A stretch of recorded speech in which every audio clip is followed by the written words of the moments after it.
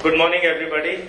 Respected General V.K. Singh, Honorable Minister of State Independent Charge for External Affairs, Statistics and Program Implementation, Overseas Indian Affairs, esteemed members of the Parliament, ex-ministers, trustees and decision makers, school heads of over 350 schools from every nook and corner of the country.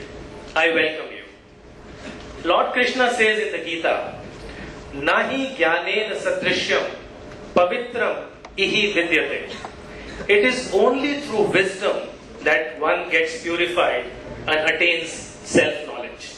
Today, dear friends, we have assembled to light that spark of knowledge and wisdom by learning from our peers. But this is also a very special conference. You attend conferences all the time, but in the history of education, at least in the 25 years that I have been in education, I have never seen such a tsunami of change and conflict. Think about this for a second. On one hand, we are entering a global, borderless world, and within the heart of every child, there is a dream that they can think big and they can achieve big. And they are living and growing up in an India that is leaping forward like never before. But simultaneously, on the other hand, we have a scenario of radicalization. We have an education system that is rigid, it's inflexible, and sometimes we feel it's not open to change. Today, our country has become the largest exporter of students in the world, not a statistic that we should ideally be very proud of. We have a difficult situation in India, and it's something that we need to deeply think and introspect about. On one hand, we have a situation in which the government auctions land for schools to the highest bidder, while simultaneously we have fee fixation committees to cap the level of fees. How is this ever going to work? We have a system, very interestingly, that does not regulate the quality of education. So a school can exist and year after year produce low-performing students, and that is okay with our system. However, a school which does not have a toilet of the mandatory size is not allowed to open.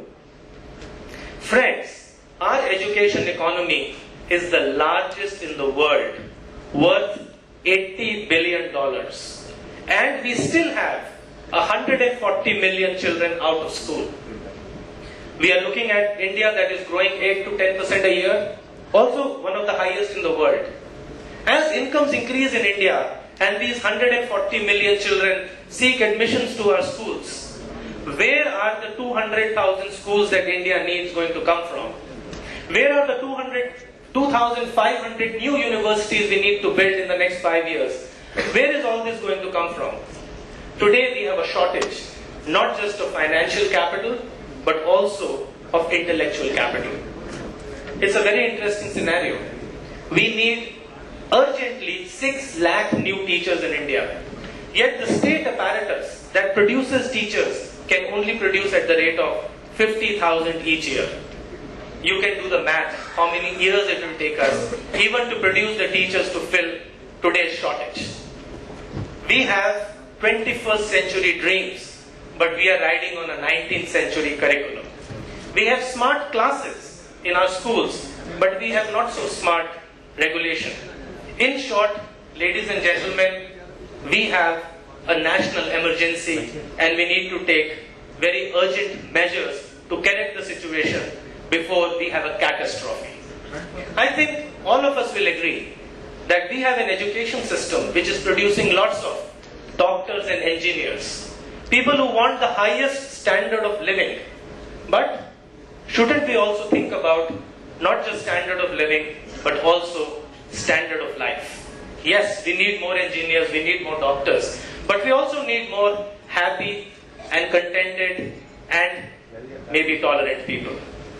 This conference is about solutions. This is the only conference in India which is only by invitation to decision makers, trustees, owners and heads of schools. Dear friends, all of you are decision makers and you are in the position to make a difference. I welcome you all to this conference. Thank you very much.